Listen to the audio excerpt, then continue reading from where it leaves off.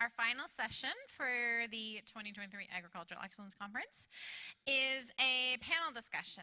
And we have Kelly Green to thank from the Canadian Canola Growers Association, who every year works super hard to come up with an idea for an interesting panel discussion and then finds all the amazing people that can be part of the panel discussion. So our thanks to Kelly, even though she's not here, we're thinking of her and very, very thankful. And so, yeah, this session is sponsored by the Canadian Canola Growers Association.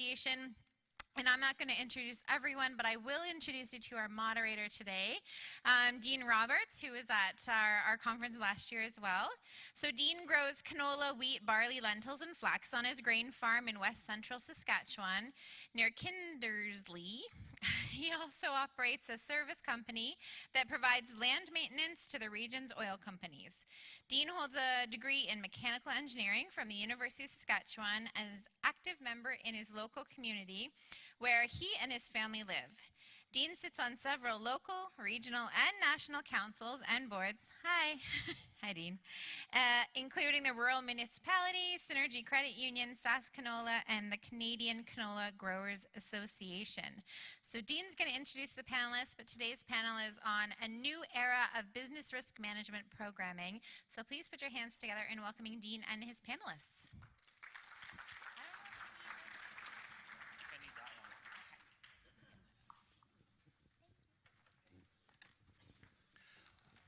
Well, thank you. So I'm Dean Roberts. I'm a farmer director with Canadian Canola Growers Association, and I'm happy to be here today to lead you through a discussion around business risk management programming in Canada. So as Canadian Canola Growers Association, we represent 43,000 canola farmers on a multitude of national and international issues, and additionally, we are an administrator of the Federal Cash Advance Program on numerous different commodities. So a little bit about me. I farm in the west central region of Saskatchewan on the very northern tip of the Palliser Triangle, what Wikipedia calls a semi-arid steppe. So accordingly, we contend with drought, flooding, heat, hail, early snowfall, early frost, late frost, insects, rail strikes, and the occasional market access problem. So over the years, our farm, and many like ours, has had to use the various iterations of the BRM program suite to ensure the viability of our operation. We have a great panel lined up for you today to talk about BRM programming. Business risk management programs are the tools that provide agricultural producers with the protection against income and production losses, helping them to manage risks that threaten the viability of their farms. So that is straight from the Government of Canada website. But as with most things, the simple definition sounds easy, but the devil is in the details. Our three panelists today are going to cover the past, present, and future of BRM programming. My hope is that by the end of the session, you might have a better idea of how BRM programming has been developed and rolled out in Canada, and then ultimately where it might be headed in our country and on our farms. So to start at the beginning, we have Michael Vadnais here to walk us through some of the history of BRM programming. Michael is the Manager of Business Risk Management Policy at CCGA. Michael has a degree in agricultural economics from the University of Lethbridge. Prior to joining us at CCGA, Michael worked for over a decade at Agriculture and Agri-Food Canada, focusing on BRM program development, as well as Alberta's Agricultural Financial Services Corporation, focusing on the delivery of BRM programming. So with that, Michael, I'll let you lead it off with the history.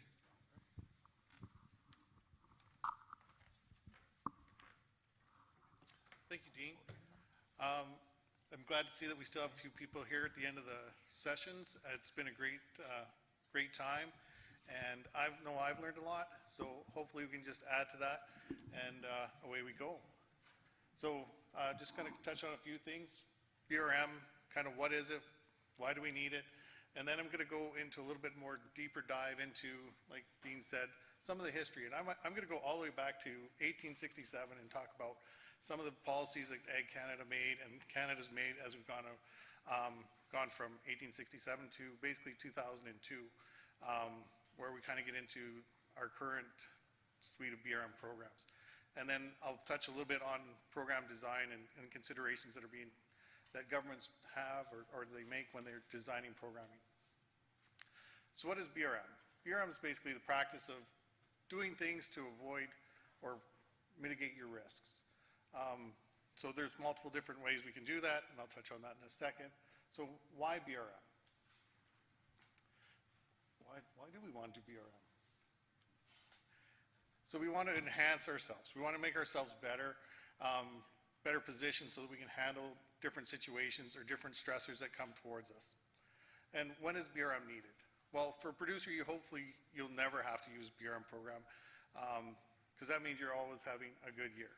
If you have a bad year though, well, it's nice to have that backstop there to know that, you know what, I'm able to make it through this year and carry on next year with a little bit of support. Again, when you're looking at business risk management programming, you have to remember it's not necessarily going to always bring you back to whole, but it's there to act as a support and not to make you whole again. So, okay, this is kind of, I want some interaction here. What are some of the risks facing farmers? Just throw them out there. Human resources. HR, we just talked about, great. What's another one? Weather. What was that? Interest rates. Keep them coming. Debt service. What is that? Government. Policies. Disease. Ah, this is awesome. So, I've got weather, diseases, input costs, commodity prices, labor, qualified labor, government policies, domestic, foreign, environmental, inflation, interest rates, rural crime. What else have I got there? Divorce. That's a good one. I got to put that one on my list. And trade and market access. So I think I did pretty good based on the feedback I got there. It would have been nice if I could have done like a family feud, said, all right, top 100 survey, people surveyed, top answers are on the board. Here we go. So what are ways that we can manage our risk? So we can just retain the risk. We're just accepting that the risk is there. So what does that mean? In Dean's case, I've just got some grain in the bin. I haven't pre-sold it, and I'm just holding on to it. So I'm just retaining that risk. Next one is shifting the risk. So I can go into partnerships or agreements with other people, and I can share that risk with other people. Third one, reducing the risk. Again, this is kind of that sharing idea, or managing the risk. So you can just, you find ways to reduce it. You can do it through diversification or other means. And then insuring, that's where we get to the BRM programs, the suite of programs, whether they're public or private. And then finally, you can simply try to avoid the risk. How would you avoid?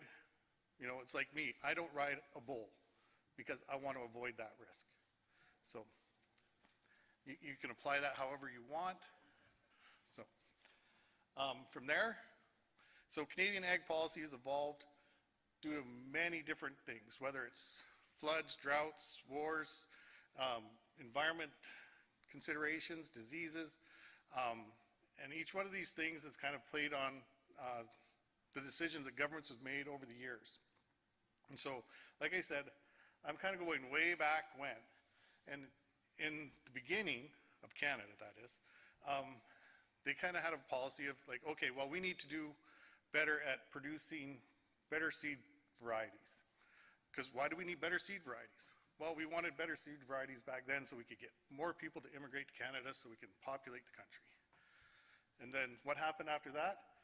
Well, we needed to make things a little more fair. So we started to have a need or a means to grade that grain. So this is kind of the beginning of the Canadian Grain Commission.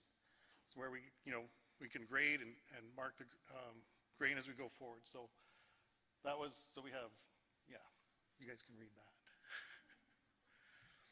So now we move on, and we're between the Great War and World War II. We have the rise of the pools and the prairies. We have the first iteration of the Canadian Wheat Board. What else do we have? Yes, we have the PFRA, Prairie Farm Rehabilitation Act, or which basically became the agency later. And they actually became one of the first delivery agents for a program. It was fairly technical, but it starts to show that there was some interest in providing compensation for producers for losses. Just another bullet there. We see that in 1943, the Canadian Wheat Board starts to take over specific grains in the prairies. I know there was also a wheat board in Ontario. I'm not as familiar with that one, but we'll acknowledge that. So post-World War II, we start to see a lot more of the base or what's really providing that substance to exactly what we're providing today. We see in, I think it was 1951, is we actually see the governments take a position where they're actually buying and selling commodities from other countries. They're seeing where they're taking advantage of some of that production risk or removing some of that production risk from the country. And then in 1958, we see the Agricultural Stabilization Act. And this is where we actually start to see programming being developed for producers. And in 1959, we see the creation of the insurance programs, as we basically see them across the country now. And we start to see a little bit more cost share between federal and provincial governments. In 1959, 1960, there were options of how provincial governments could pay for a certain percentage of either the premiums or the administration costs, and the federal government would pay the other section. So there was negotiations there.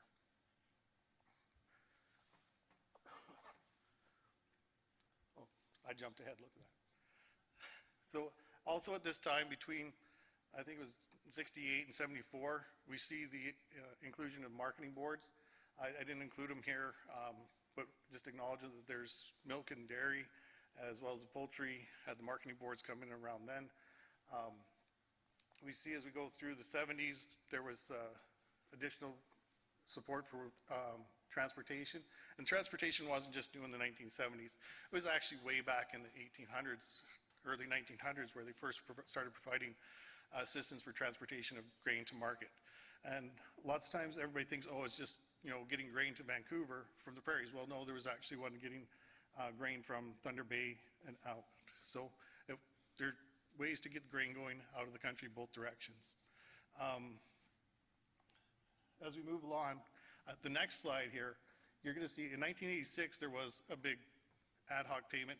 And I'm going to say the end of the 80s was nothing more than $1 billion ad hoc payment, $1 billion ad hoc payment, another $1 billion ad hoc payment for the last few years.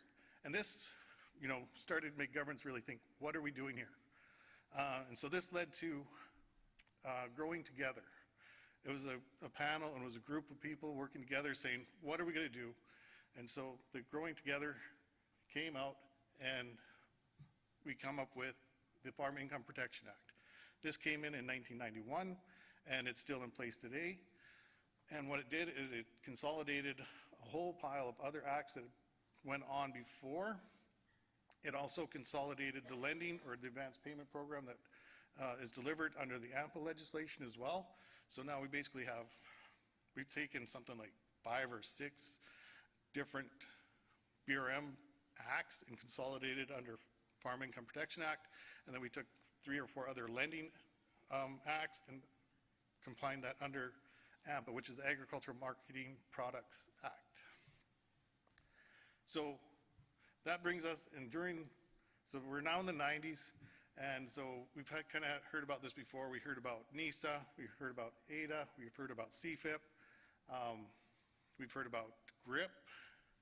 So all these programs were guided by FIDA, Farm Income Protection Act. And as we go through the 90s, we see that there was different challenges, and some of the provinces pulled out of some of the programs. I think it was Alberta actually pulled out of Lysa and wanted to go to ADA, CFIP, whichever one you want to call it. And then we get to 2002, 2003. This is where you start to see the creation of multilateral framework agreements, MFAs. This is agreements between federal, provincial governments on how they're going to deliver agriculture across Canada.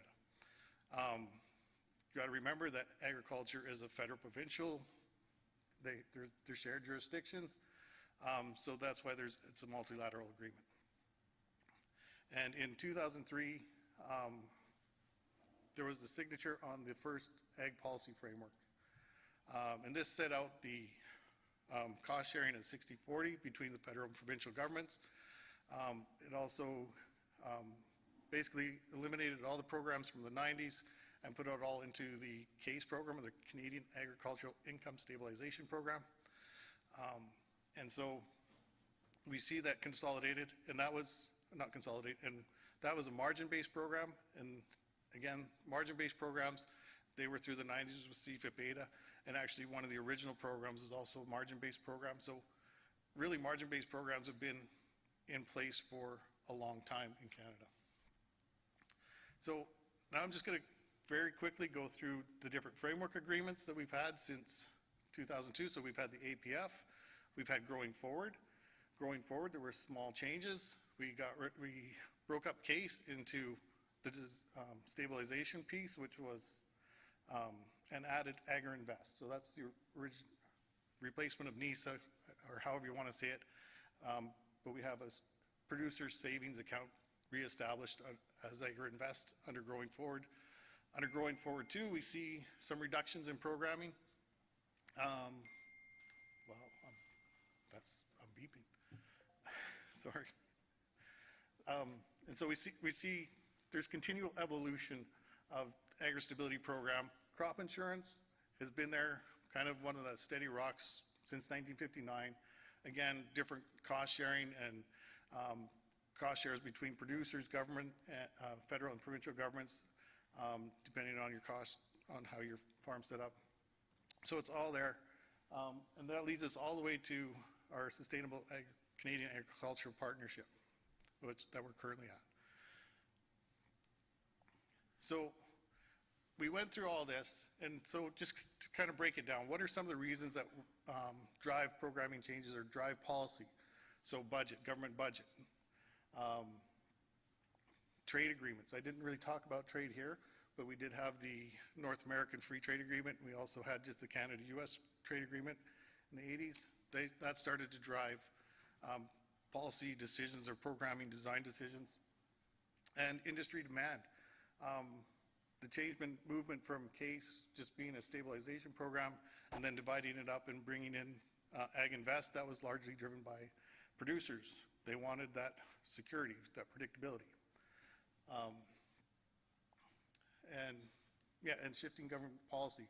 As we go through the different frameworks, you see that the policies went from one of sustainability to one of disaster protection. So that's why you see, maybe that's why the trigger changed. It went from an 85% trigger to a 70% trigger. I know that might be starting to get a little technical in program design, but it kind of shows that, we're going to cover disasters and we're not going to cover what we decide or what government thinks is normal risk. The other thing when they're talking about program design is how specific do you want it to be, how predictable do you want it to be, and all these things have spin-offs, right? So if you want it timely, well, you're going to give up speed versus accuracy. So do you want it more personalized? That's going to take more information, or you just use benchmarks and, we can have a quick payment out the door. Simplicity versus individualized, and predictability versus structured, right? Or flexible, right? So each one of these things gives off a different, you have to give and take when it comes to program design. So it's not always just easy to say, this is a program, and this is one of the reasons why the government I think it was last July, came out and said that we're working on programs that are predictable, timely, and simple. Well, it's easy to say in principle, but you're always having a trade-off. So how do you get there, taking one without giving up the other? Excuse me. So finally, this is just our current suite of programs: Agri-Stability, AgriInvest, Agri-Insurance, Agri-Recovery, and the Advanced Payment Program is also included in the part of the suite of the BRM, as it is a mechanism to help with cash flow. And finally, I just want to mention that, yes, the framework agreements include business risk management, but they also include science and technology, environment, what else do they go? Food safety and innovation. So it takes in more than just BRM. It's talking about the health of the entire sector. And thank you.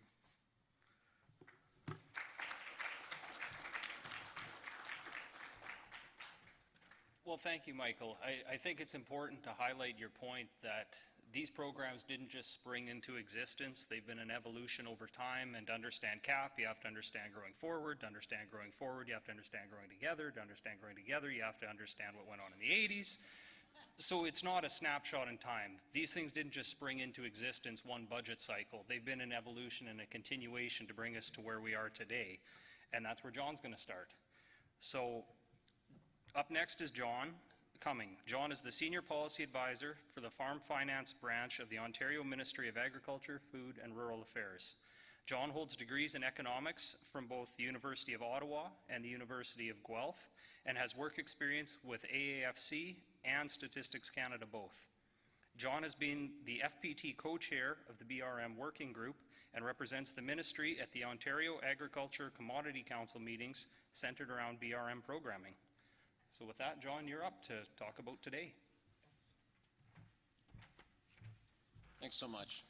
What he also didn't say was that I'm the guy that gets hauled out. Sorry, Mike, do we get to the next presentation? Just keep putting the button, okay. I'm also the guy who gets hauled out to Toronto whenever they get a new person at Queen's Park who wants to know about BRM programs, and they say, why are we giving you tax dollars? And I'll give you the same reason, you know, I give that one. It's tough to grow things. It's tough to grow things outside. I don't have to tell you guys that. You know that. And if you're here for dinner last night, I think our minister was probably speaking virtually and probably gave you a whole bunch of numbers and facts and figures. And there's two key ones that I just also make sure I throw in there. You know, in 2022, Ontario's agri-food industry contributed $48.8 billion to the GDP and employed more than 836,000 people. I mean, those are big numbers, right? Employment and GDP. And underpinning all that is, you know, all those farms that we work with and work for or work on, right? Those guys, you know, we have 5 million acres of corn, soy, wheat, and 6 million hogs head of hog, and so on that go through the system. And we want those farms to be profitable, but however, things go wrong. Market disruptions, trade issues, I mean, Mike named them all one by one when he was up here, so I'm not doing it again. But we need these investments in BRM so that we can help these farms be resilient and get through these tough times. And BRM programs are, you know, honestly, one of the tools available to producers. But they've been around for quite a while, and I think as Mike's pointed out, you know, you guys have probably talked about it in the last 2 days, the sector's evolved, right? Farms today don't look like they did 5 years ago, don't look like they did 15 years ago. They're always changing. And I think that, you know, government BRM programs also are challenged to evolve as well to meet the needs for producers as things are going on. And again, Mike listed a bunch of stuff there about, you know, there's trade risk appetite and fiscal drivers and public perception, administrative capacity, and all those types of things. But I mean, when it comes down to it, really governments want to be able to design and deliver programs that stand on their own merit and they're effective and relevant for farmers. So this is pretty much my everyday. I don't get to get out of any one of these boxes really, unfortunately.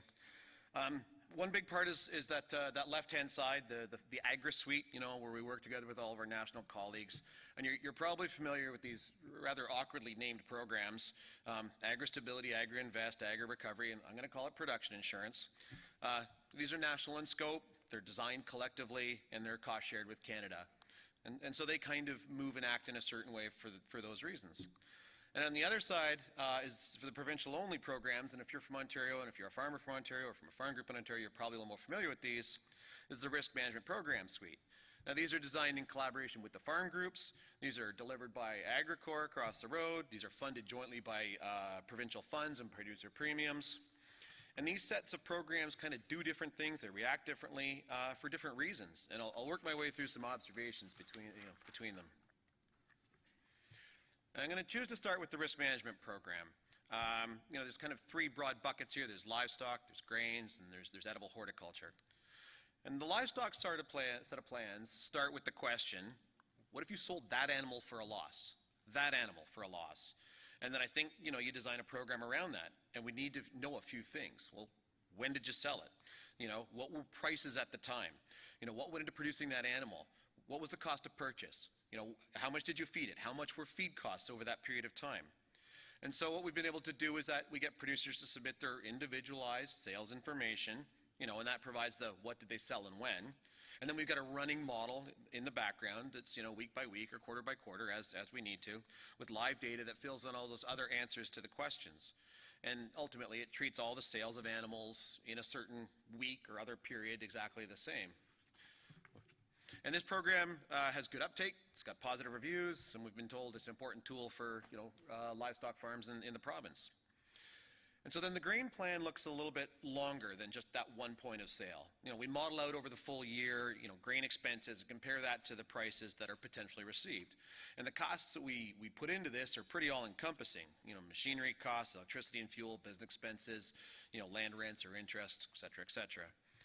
And this program also recognizes that the sales of a crop, is not necessarily a one-time thing for most farmers. There's point of sale, there's spot prices, there's forward contracted, and we incorporate all those to get into to an average market price. Like livestock, all the participants in this plan are treated the same. And so then we get down to the edible horticulture side of things, and there's about 75 different types of edible horticulture here in the province, and it's really hard to make that many models to be somewhat accurate, and we've tried this. We started with apples, and we went through the data, and we got it exactly half wrong, because half of them are high density and half of them are low density. And so for us to say we can figure out a model, that's going to be one size fits all, was a bit presumptuous. We'd love to be able to provide support, on a similar metric as need from the other plans, but so far we haven't really solved it. And so I just want to point out that this cost of production approach is different in the way that it covers risks, not really covered, kind of by the national suite, which kind of look at you historically and then provide support based on that. And Mike didn't mention the livestock price insurance program, but that's one out west where it looks forward and it provides you support relative on that. What it kind of does is it captures that moment in time. My two key observations from this program as we run it here as Ontario is that the commodity-specific plans are well received. Producers can think about and understand their business lines, and they understand when they sell an animal if they took a profit or loss. And two, the high coverage levels are well received.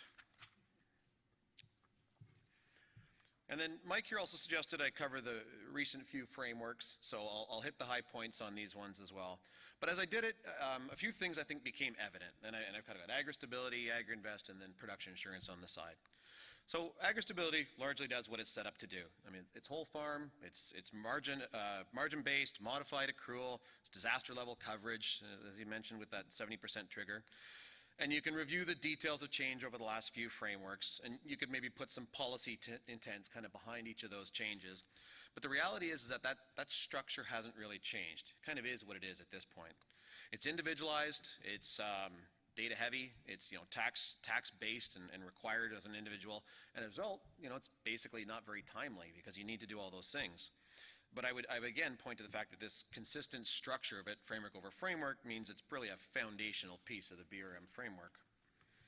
And then agri-invest, the second row there, I mean, it's a deposit matched approach. And as I like to say, it's about a mile wide and an inch thick. Everybody gets a little bit every year. But this design does the opposite set of things in agri-stability. It allows farmers to access funds when they need it, for shallow losses, less data is required. And then you kind of think about it, and this approach is both contrary but also works in conjunction with agri-stability, where you've got the shallow and the large all at the same time.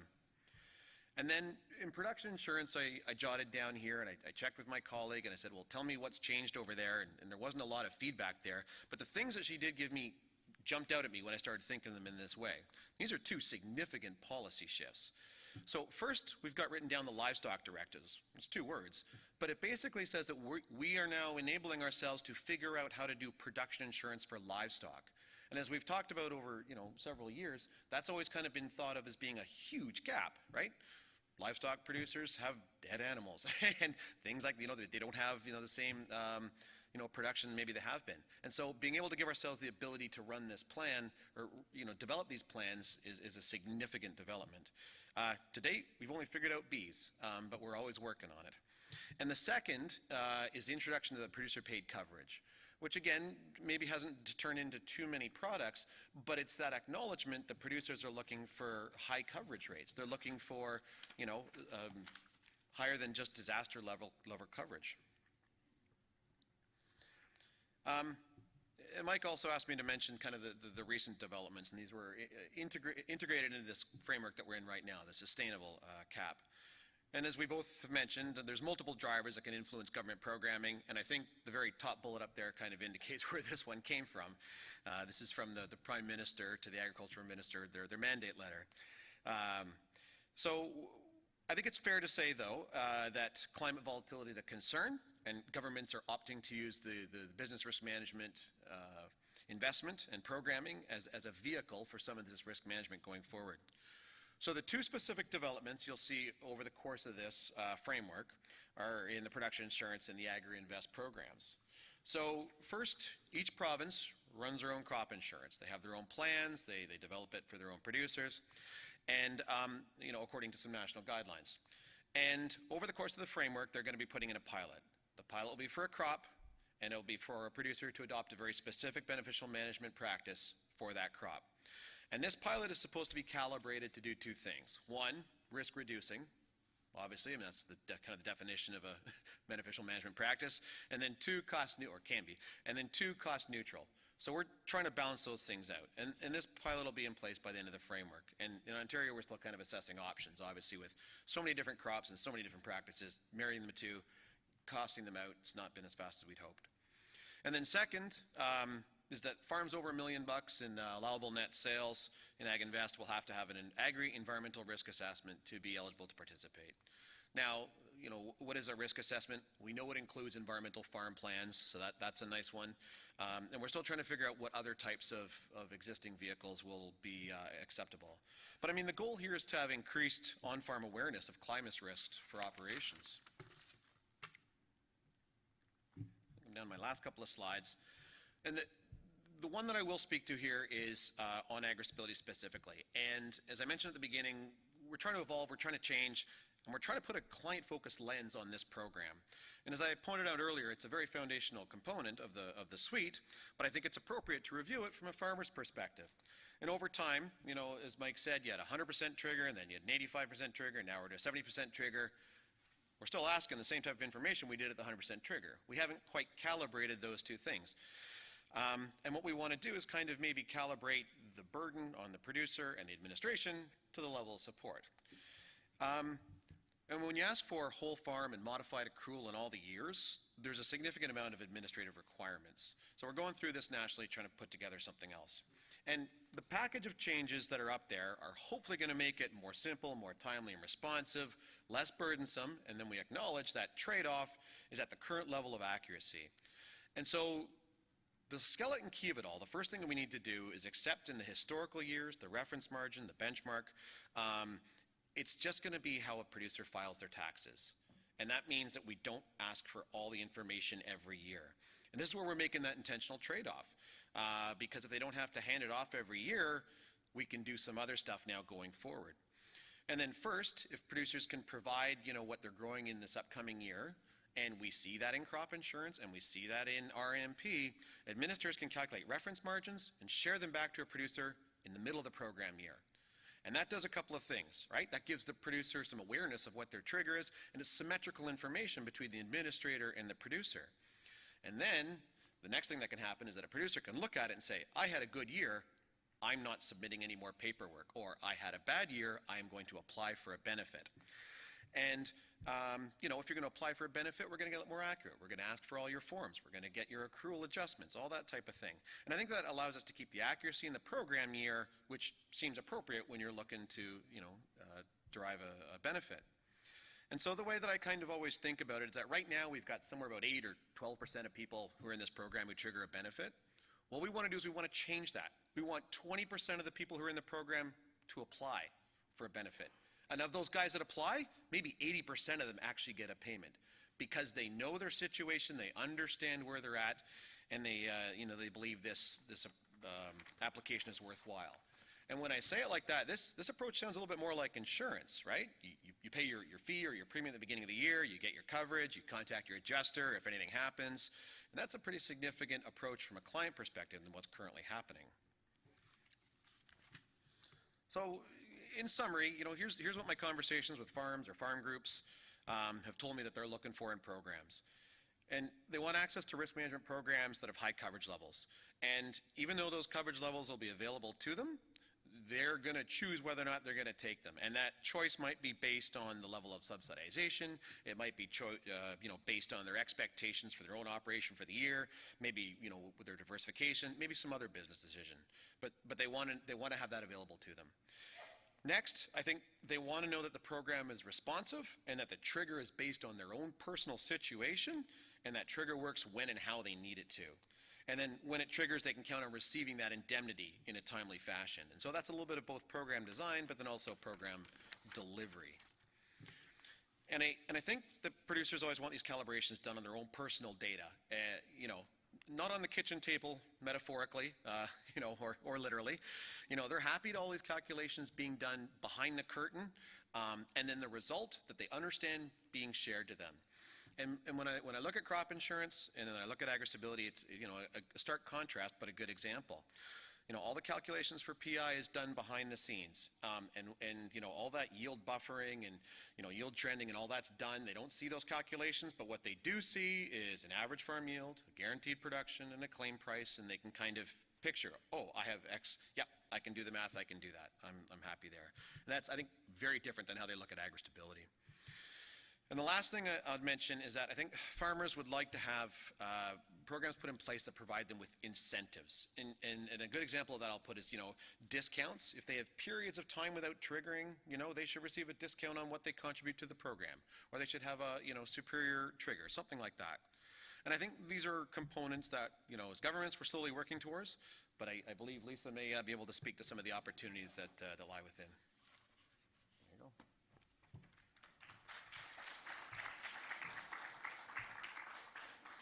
Well, thank you, John. It was interesting to hear you speak about more of a client or customer-focused approach. At times, as a grower, it feels like I have to try and fit the program. The program won't fit me. And it's interesting to hear that shift in thinking and how that might work better. And to talk about what that shift might look like, we have Dr. Lysa Porth. Lysa is a professor of finance at the University of Guelph's Lang School of Business and Economics, and an adjunct actuarial science professor at the University of Waterloo and the University of Manitoba. Lysa specializes in actuarial science with a primary focus on agricultural insurance risk management and predictive analysis. Her research aims to strengthen public-private partnerships in the agricultural insurance sector. So with that, Lysa, you can give us a window into the future. So I don't have slides for today, but I thought I'd just start with some basic principles. And one of the things that I really want to emphasize in my presentation today is the importance of data. And so as we start to look forward into the future of business risk management, I think what I've heard, in my participation today is really being on the value of data. And I think there's an interesting opportunity to connect that value of data back to risk management and insurance opportunities. So before I start, just as a few primers, that maybe the professor and me, I wanted to talk with maybe about some desirable criteria when we're looking at how do we design risk management and insurance programs. What are some of the criteria that we're thinking about from a government perspective or from an actuarial perspective? And then I wanted to talk just very briefly about the concept of enterprise risk management that we use just generally in businesses, and how I think it has an interesting application in the case of agriculture. And then from that, really talk about the current state of data and how we use it in insurance applications here in Canada, and the critical need to have more granular data. So first then, when we think about the desirable criteria for risk management and insurance, when we think about some of these government objectives, and we've talked about, in the last two speakers, around trade neutrality. So when we think about implications, to be WTO compliant, we really think about what type of risk we're covering, and so we can think about catastrophic risk, and then we can think about what I call the working layer, and that's really where your margin sits and where that profitability sits for an enterprise. And there's different implications, and I think that's where there's this interesting opportunity to layer insurance and to layer different programs, and what's the government's role, what's the private sector's role, or a subsidized premium and a producer paid premium. So cost efficiency, this is really that trade-off between the producer benefit and taxpayer costs when we're thinking about subsidized programs. flexible coverage options. So we've heard a lot about individualization and tailored insurance offerings with different choice, right? Different levels of coverage, et cetera. And so having those options that you can really fit on any farm or any enterprise. And stability and affordability. So there's really this importance of thinking about short-term risk management and longer-term risk management. So short-term, it's in this moment, in this year, I experienced a loss, I see my crop and it didn't do well, and did I get an insurance payout? And when we think about, how do we measure the success of the program, the responsiveness, it's really about in that, in that short term, that moment of time. And, it's, when you experience that loss, when we think about insurance, and most people don't think of insurance fondly, it does seem to, kind of bring about this negative sentiment, not just agricultural insurance, but any type of insurance generally. There is this expectation that if you've paid for something and you've incurred a loss, you want to get paid for it. And so there definitely is a short-term component. But then there's also this longer-term, component, and some of the government programs are designed with that in mind, but that's where you start to question some of the responsiveness. So if we think about agri-stability as an example, and we use these Olympic average margins, you have periods of time where you build up these healthy margins, and then you're in a position where your probability of getting a payout is much greater because you've built up these big margins. And then you talk to producers and you get in these situations the opposite, where you have such a small margin, why bother participating? Because it would be virtually impossible to ever get a payment out of the program. So there you have kind of these balances between short and long-term stability needs at affordable costs. And then you have kind of broad effectiveness. We talked about the introduction of livestock into the programs, right, and having solutions and risk management options that are available to all producers. Appropriate indemnities. I think this one is interesting just from the kind of psychology and expectation of producers, ensuring that payments are suitably sized and regular. So I think, different people have different expectations. Do I want to pay out one in every 5 years, one in every 10 years, one in every 2 years? And so there's really, you can design from an actuarial perspective, you can design a program to pay out every year, every 10 years. And so there's different considerations that kind of go into those designs and expectations. But a big part, when we kind of look at our U.S. counterparts, is how competitive are we as growers, and how important is insurance and risk management in maintaining that competitiveness in the future. And I think it's a very key point that I often find is overlooked, is just how important insurance is into some of the growth that you see on farms, and the willingness to invest in technology, and kind of taking that kind of more medium-term and longer-term view, and insurance is often that linkage in. Equitability, so fairness among producers, and so it really becomes this trade-off between timeliness of payments and simplicity, and how burdensome are these programs versus how accurate are they and how tailored are they to an individual producer. And so you kind of have a bit of competing interests there. And you want it to be bankable. You want lenders to view it as something that's predictable and bankable, and it can kind of it responds when it needs to, and it carries you through to the next year. And then there's this other dynamic between private and public offerings, and how you can layer them and mix and match them together. And incentive models, and how can we encourage best management practices for long-term stability.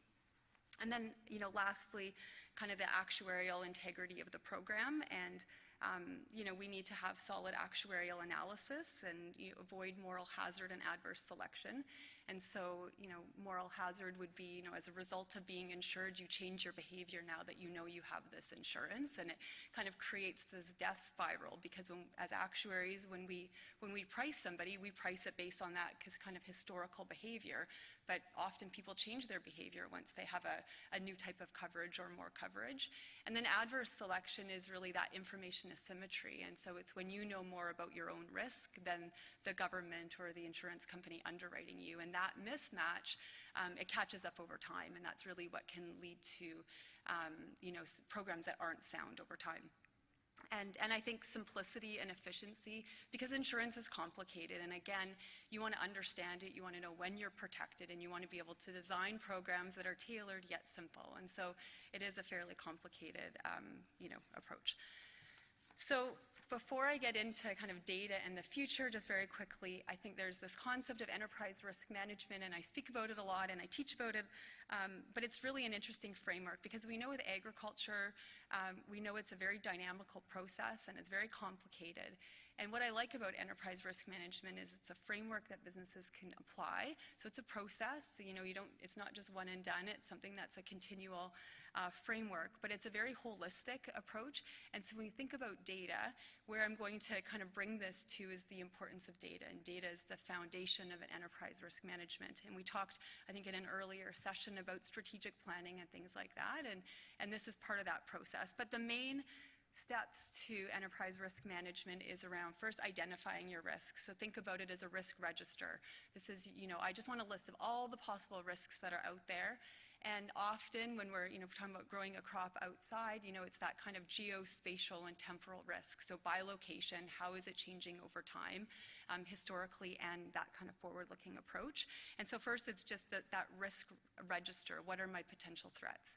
The second step of ERM is around risk assessment. So once I know what my risks are, now I need to put a couple numbers to it. What's the frequency of that risk? So how often does it happen? And then if it does happen, how severe is it? And if we take that frequency and that severity and we multiply them together, we get an impact. And if we can understand the impact for all of these risks and we can kind of think about how those risks work together, we can identify these are my top 3 risks or these are my top 4 risks in a very holistic approach. And then the last step is really around risk mitigation. So now I have a good sense of what risks I need to focus on, but what do I do about it? And sometimes it's as simple as being aware and accepting that risk. Other times it's around reducing your risk and changing something. Sometimes it's about, let's say, it's addressing a market risk. I'm in a forward contract. And sometimes if that risk is so catastrophic, it's around, I need to transfer that to a third party. And that's where you get to kind of that risk management or insurance, those insurance solutions where you're thinking about, kind of government BRM programs or what other private options are out there to help me create kind of an optimal risk management plan for my farm. And then the last one is monitoring, because these always change. But really, data is the foundation to ERM because it requires, that holistic approach. And there is a lot of data in agriculture, and I think, most farms are using a lot of data, but it's not always in a usable format. And, and I always think some of these solutions are fairly myopic in that they're good for that particular purpose, but they're not built for risk management. And when we want to kind of take that big view on risk, we need to see it all together, and it all kind of rolls together to give us that viewpoint. And if we can understand our risk, then we can move to that mitigation stage. Then we can really think about what future insurance options do we need. But the point is, it all starts with data, and it all goes back to what's the value of that data. And it's cumbersome, it's time consuming. Even though there's a lot of data on the farms, it's not always collected in clean manner. Even growers that we work with that think they have the best data in the world will work with it, and it's not that clean and it's not that perfect over time. But there is that ability to do that. So I think first it's having a good sense of what my risk even is, so being able to assess that risk, and then having a basket of options or a number of tools that you can piece together, because generally speaking, specifically in agriculture where there's so many risks, there's not a one product that's going to cover all of your risks. It really is about creating an optimal risk management plan. And then I think what data also does is it enables AI, and we've heard a lot about AI. And I think where AI has a really important place in agriculture is when we're thinking about predictive risks, so forward-looking risks. And that's sometimes the criticism is we can look backward in time and we can see how things have done, but we do know that things are fairly dynamical and changing. And so the great thing about using AI is if you start with a lot of data, it uncovers patterns, right? You can layer it with, first you kind of start with your ground truth data, that, kind of that final outcome, let's say yield as an example, and then everything else can layer on top of that, whether it's satellite remote sensing data gives us kind of data at scale, but it lacks resolution. We want weather information, we want soil moisture information, we want soil health and quality. There's all of this data, and these AI algorithms are so powerful now that if we start with a bedrock of data, we start to get a pretty good sense of that, kind of future predictability of data. And that's important, again, to understand what risk and how it's changing over time and where your exposure is and what you can do about it. But it's also really important for being able to design new products, new insurance products that are responsive. And sometimes, we just need to add in some new elements to these existing products to make them representative for today.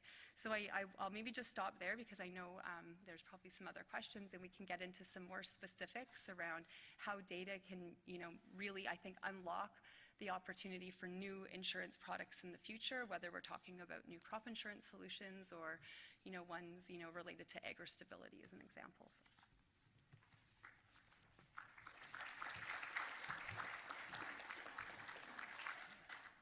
Thank you, Lysa. You hit off an important point for me, and that's the role of BRM products in allowing farmers to invest in new technology and new innovation.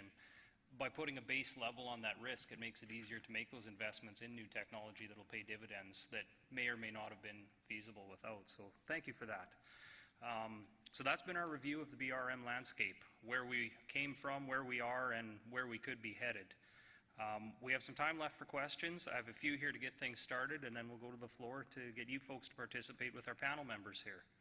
So, Lysa, I guess kind of going back to your presentation, a question for me. Now, I have horrible data on my farm. I put no effort into it. I just collect it and may or may not store it. But how can big data be used to personalize possible future insurance programming? Will good farmers be rewarded and bad farmers be penalized? Will having good data have a value? Should I put an effort into it? Hello? Okay.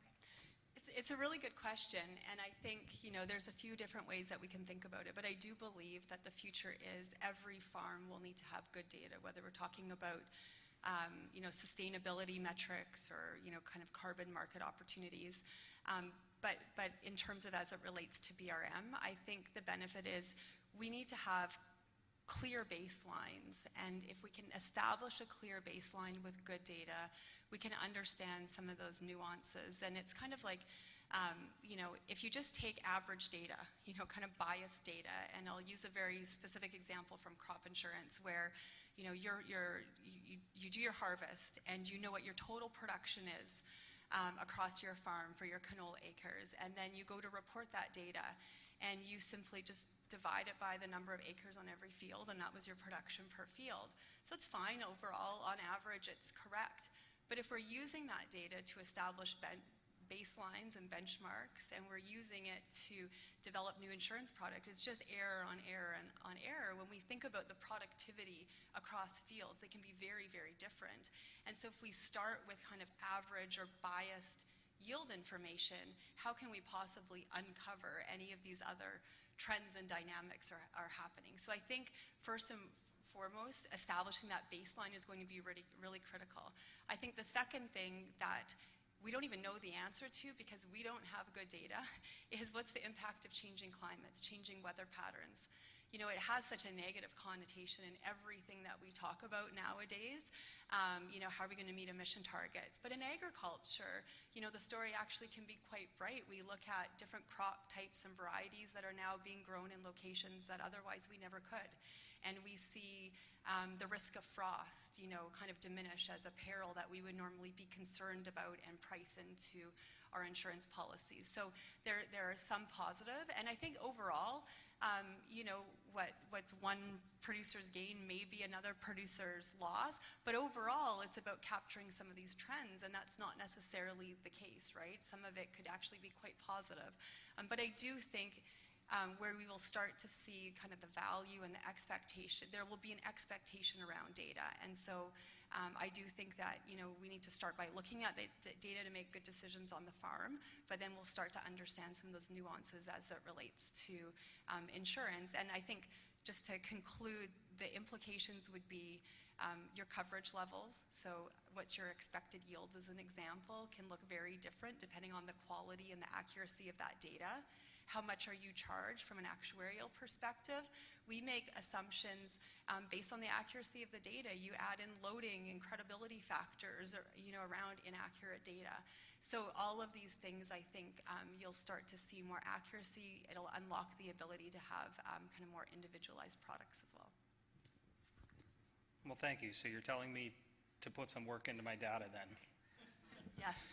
So I guess a follow-up to the panel then, how do you think premiums will be determined in the future if climate is expected to change rapidly, and will we continue to see prices increase overall?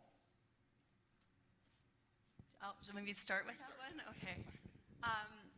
Well, I think, over time, the goal from an actuarial perspective, if you look at your house insurance, you don't expect every year to have kind of huge changes. You always kind of have this inflationary environment, and over the last few years, we've seen home values go up, and so your insurance premiums go up. But in things like crop insurance and whatnot, you expect, your goal as an actuary is to have kind of stability in your prices and not to be too responsive. And so if we take the 2021 kind of drought as an example that we had in Canada, you don't expect to abruptly the next year see premiums go through the roof and coverage levels go down. It really is around smoothing those numbers. And so the question is, are these blips where you kind of have a few years of maybe below average production? That's the question that I think everybody is looking at, that trend. But I think what's interesting is now you can overlay the technology factor and improvements in farming practices and biotechnology. And so we spend a lot of time thinking about, an event like in 2002, what would that loss cost or loss ratio look like today with today's techniques and today's technology? And it's very hard. There's been a lot of work done in the US on this to untangle the impact of weather and technology. It's, partly because we don't have good data. That's another thing that's difficult to do.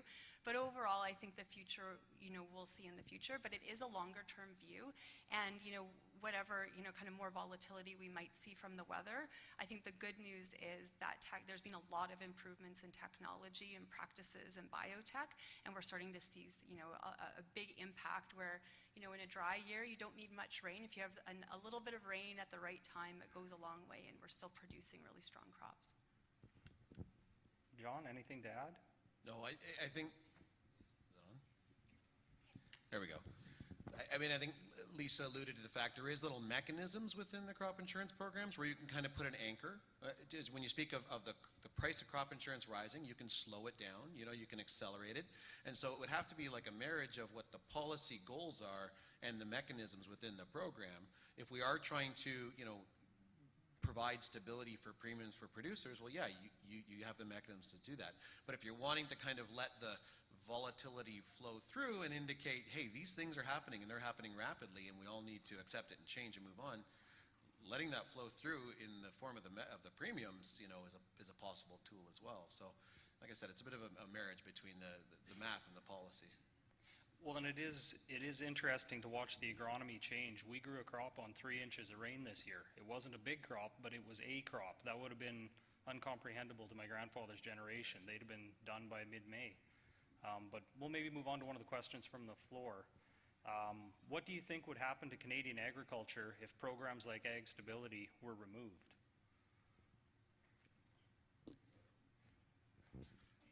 I'll give it a shot. I think first off, it's like, be careful what you ask for because you just might get it, right? So I hear a lot of times people say, Ag Stability doesn't work for me, it's no good, I'll never trigger a payment. Which, it depends on your farm makeup. You look at a Geno farm, grains and oilseeds farm, they'll have a margin of like 40 to 50%. And so, yeah, it's going to be difficult to drop and trigger a payment. But you look at an intensive livestock operation, and they'll have margins of 10, 15%. So they can actually have, increase in expenses and trigger a payment, whereas the Geno guy would need a decrease in prices, a decrease in production, an increase in expenses in order to trigger. So if it was removed, I think there would still be a call from industry to say, hey, we still need coverage here. We still realize that there are some significant challenges within the industry, and we need some support. So I guess the follow-up question is, if it was removed, what would happen? Well, I guess that's kind of what our discussion is here. Like, would we move to an insurance-based program? Or would you try to maintain what Ag Stability is basically a grant-based program?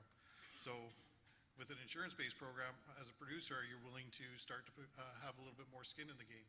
Are you willing to pay that premium like you are with crop insurance? So I guess that's the discussion we could have. I don't know where it would go, but those are some of the considerations I see if it was removed or replaced.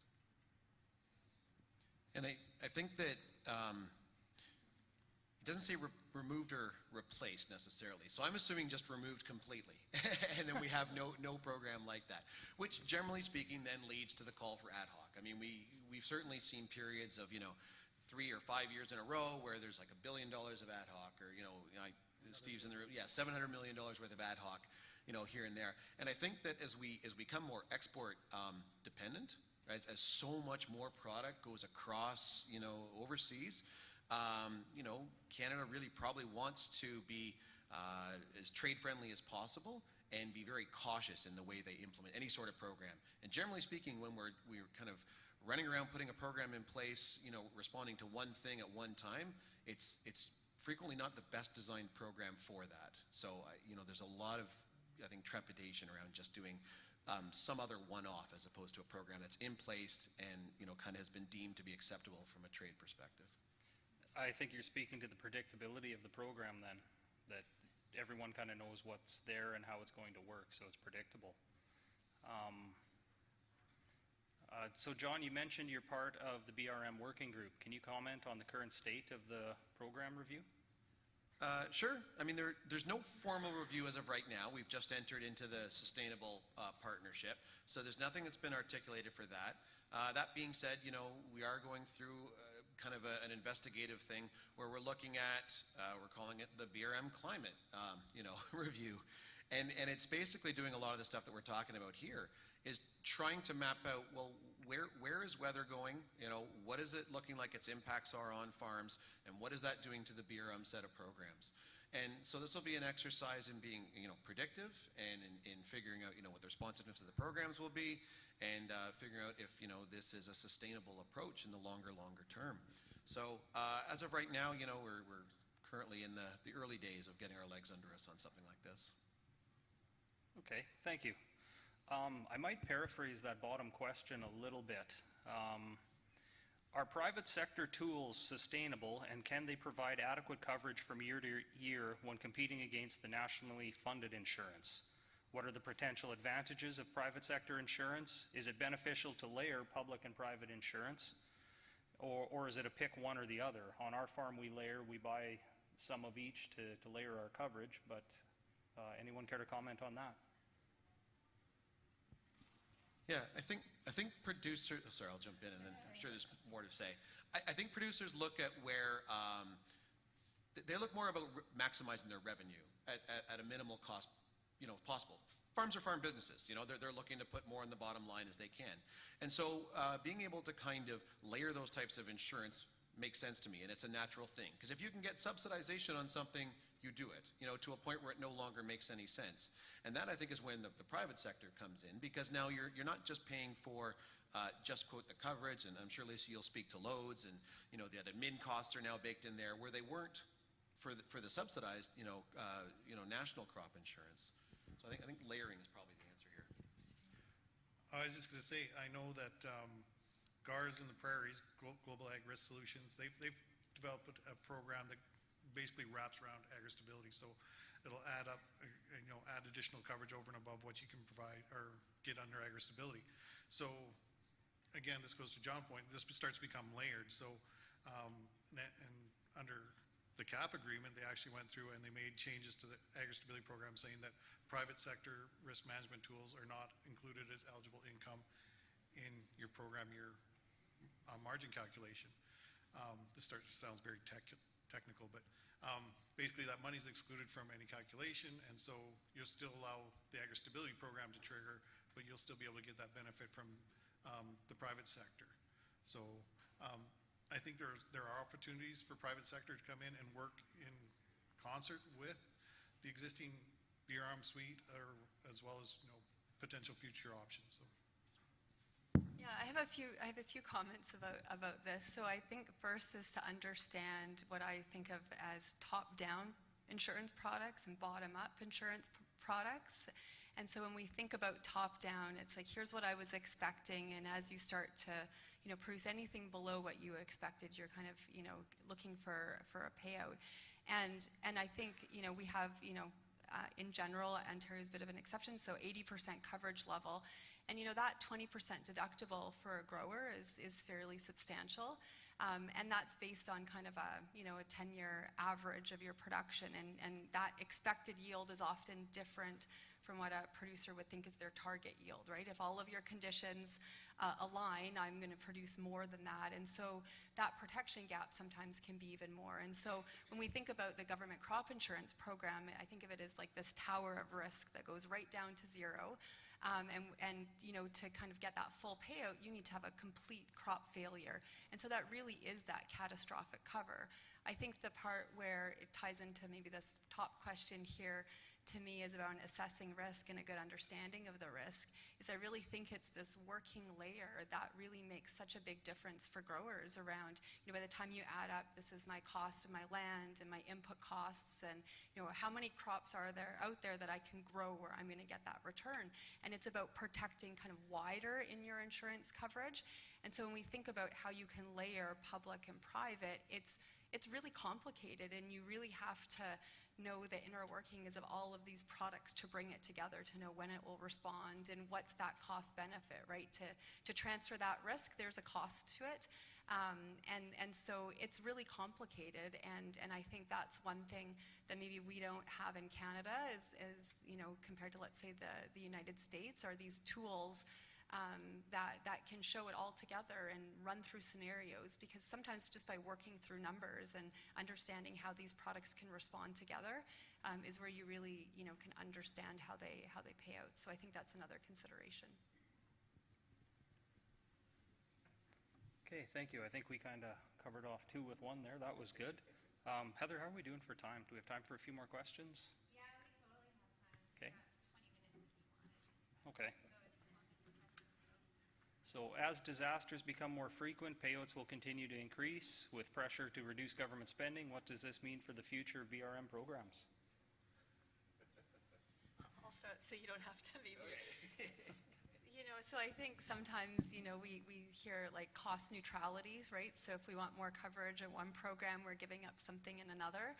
And so that certainly is, and then I think you kind of have this other layer that does does the livestock sector suffer in, relation to the grain sector and vice versa. So it's really difficult, I think, to kind of understand that. But in terms of disasters becoming more frequent and those payouts, a question that I often get is, so if we've had a few years of drought, for example, what's going to happen and what's the impact on me, right? And so we can think about, do premiums go up? And if they do, by how much? Do they become unaffordable? What happens to my coverage level?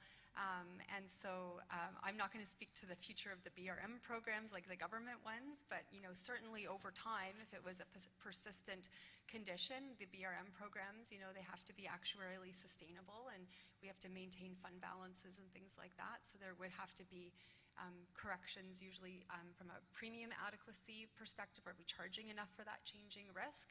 And that coverage level, right? And what's that trend over time? I was just going to jump in and say this kind of starts to speak to, what's the purpose of ag recovery?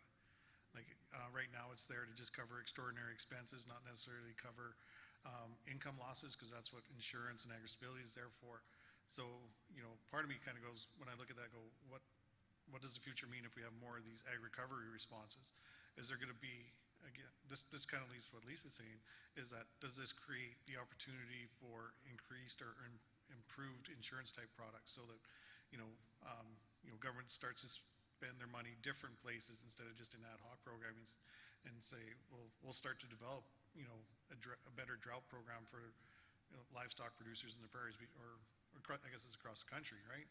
Wherever it's because I just say the prairies because they've had 2 responses in the last 3 years, and paid out a significant amount of money. One thing that bothers me too is they do have perennial crop insurance, which covers hay and pasture, but they only have very low uptake. So I think the combination of the two is around 30% of the acres are insured each year. So if producers would increase that to, say, similar coverage levels as crop insurance, which is up around 70% of the acres, would there be a need for an ag recovery response? So I think there's a possibility to improve on the tools that are there under the BRM programs, well, at least under the insurance program. So maybe work with producers, find out a little more specifically what the challenges are. I mean, weather stations are always an issue when it comes to perennials and hay.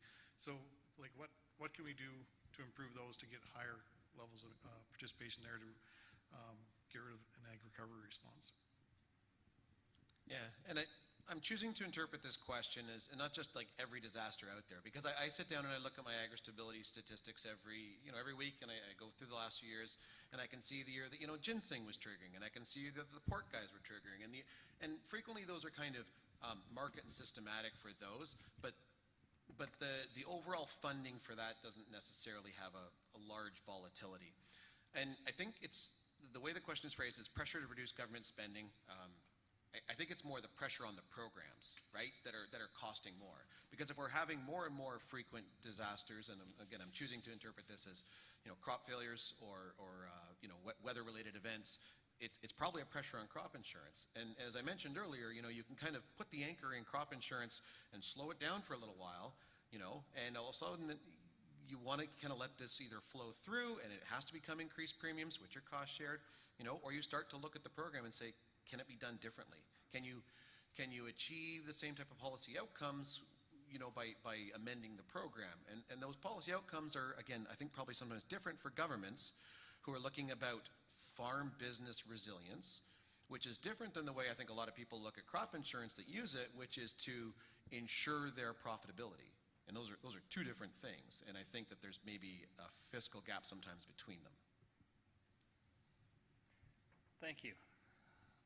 How does the history of government support programs align with development in other countries? Is or was Canada leading, following? How do we compare today? I'll maybe start with this one. I think Canada has one of the oldest and most successful crop insurance programs around. I think that's something that we can be quite proud about. And in my academic role, I speak a lot internationally, and there's always a lot of interest in Canada and our program. And it's worked quite well, and I think we've been a benchmark. We have some of the lowest administrative costs anywhere in the world for our program. It's a very different delivery model. So I think those are all the positives in Canada. When you read a textbook on agricultural insurance, Canada is always, kind of one of the countries that's spoken about. But I think, when we even look at the timeline, names of programs have sometimes changed over time, but we actually haven't had that much change. And so maybe how I think in some ways Canada's falling behind is really on this data side. I don't think we have enough initiatives in Canada to incentivize that capture of data that has so many benefits beyond understanding insurance and a more actuarially sound premium or coverage level. But without that data, how do we understand what a best management practice is? How do we really understand, if you do this practice, it's going to have this outcome on your risk profile? And I think that's where we started to see some other initiatives. And the US had some interesting initiatives that really started with that data capture. And then I think there's also an opportunity to make the process more seamless for growers. Like when we think about the typical insurance cycle or BRM cycle, you kind of have your crop plan, and then you have to do your seeded acreage report, and then you do your harvest report. And it's a lot of reporting to all of these different programs. And then if you add on the reporting requirements for agri-stability and whatnot, but if we have one data capture and that data can flow in a clean way through all of these different programs, I think that would be a big win on a lot of levels. And maybe that's one area that I think Canada is maybe lacking a little bit. And then the other is just, I don't think we have as many private tools compared to the US. And I think a big reason for it is our delivery mechanism here in Canada. So in the US, they're federal programs, but the private sectors deliver the insurance products. Now, the cost of that is much more than in Canada. So we can be very proud of our low admin fees here in Canada. But what the US model allows is a sales and distribution channel, a natural sales and distribution channel that we don't have in Canada for the agricultural insurance sector. And when we think about regular insurance, you have broker networks that you go to your broker, you buy your auto insurance, your property insurance. But in the US, because you have these private companies delivering the government programs, you have this natural sales and distribution channel there as well. And now, I mean, you could argue you have way too many private insurance options in the US, and it's the way that the private insurance companies compete to get that government business. But certainly you couldn't say that farms in the US don't have a lot of options. And so I think that's just fundamentally different here. We save on the admin costs by having the Crowns deliver, and we're the most efficient anywhere, but we don't have that sales and distribution channel. And so I think even if we really start to unpack, just because the Crowns deliver a product doesn't mean it needs to have the same subsidy on every product. And can you have producer paid options? There might be a natural kind of sales and distribution channel right there.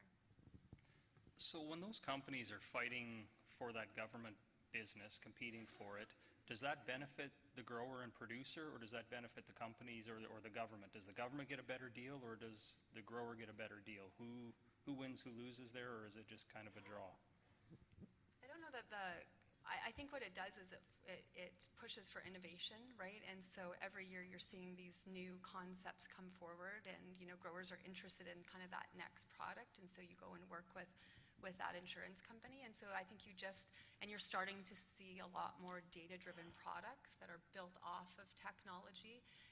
And so, and you have different options of higher coverage levels, and you have too many, like it's overwhelming almost, but you certainly have a lot of choice. And so that was one of the things I saw in John's presentation. When you listen to growers, I think some growers, you want choice, right? You want to have some options out there.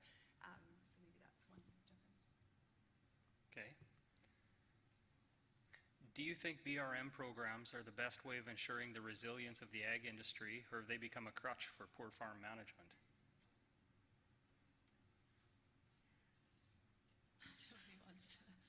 I'll take a stab at this. I think this goes back to policy, right? So why do we have BRM programming in the first place? Is it really to support farmers, or was it to support rural economies?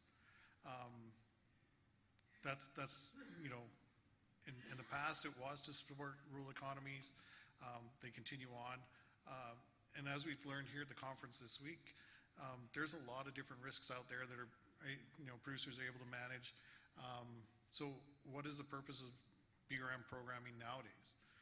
I think part of it is, we talked about earlier, it's habit. It's here, so why don't we use it? The other thing is, it does, I think it still does serve a purpose, because there are controls or situations that are out of producers' controls that they just can't manage. Number one is the weather. So how do you account for that in your risk management planning? Well, you can pick the best varieties. You can do min-till or no-till or whatever the best practices in your area, and add additional organic matter to your soil to maintain moisture more.